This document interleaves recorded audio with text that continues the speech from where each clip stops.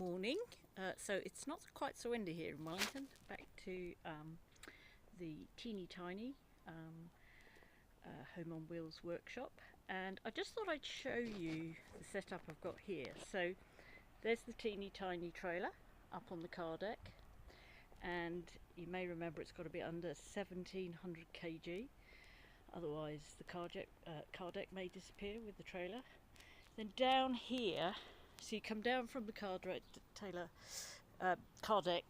and trailer, down the steps, down here into entrance into the top part of the house, and my workshop used to be in there, but I've turned that into a living area that's a bit like a tiny house, and now my workshop is all under the car deck.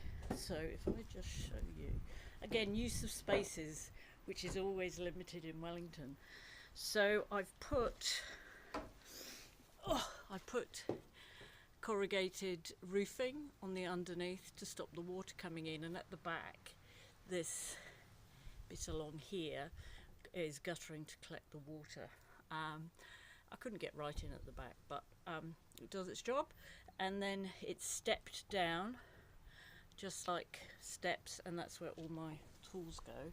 And then next door, we've got the sawhorse in the way, is all the timber, paint, things like that. So just how you can use space when it's really minimal. Okay, I just thought I'd show you this today, some basic stuff, because it's really helpful.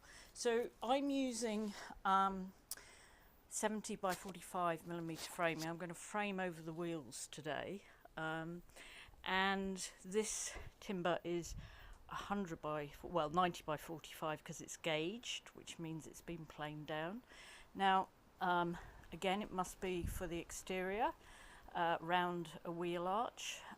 Anything that is exposed to the outside, try and use timber that's been treated for the outside, that's H3.2. This was an old ladder that I made when I was building the tiny setup inside here, which I now call the loft apartment. It's got stairs like in a tiny home.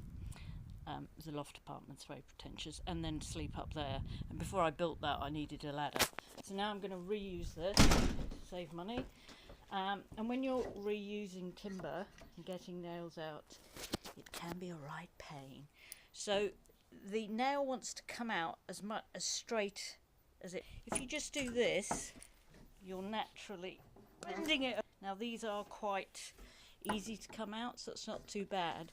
But if it's really hard to get out, let's do this one. Okay, and remember, have your timber well secured. Put the nail. Okay, now if you see that's straight, I'm using the wood as a lever and keeping that as straight as possible, and I can promise you I'm very lightly pulling it out like butter, and that will make it so much easier. So yeah, just a little tip on taking nails out, and I'll get on and I'll show you the framing up. Okay.